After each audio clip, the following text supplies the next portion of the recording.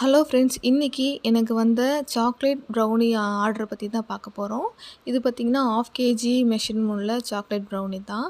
இந்த கஸ்டமர் பார்த்தீங்கன்னா, எனக்கு அதிகமா சாக்லேட்லாம் லோட் பண்ணி எனக்கு ப்ரௌனி வேணும் அப்படின்னு கேட்டிருந்தாங்க. ஸோ அவங்க கேட்ட மாதிரியே நான் ரெடி பண்ணி எடுத்துட்டேன். மேலேயும் வந்து பார்த்தீங்கன்னா, நல்லா வந்து சாக்லேட் போட்டு எனக்கு கெனாச் வேணும் அப்படின்னு சொல்லி கேட்டிருந்தாங்க.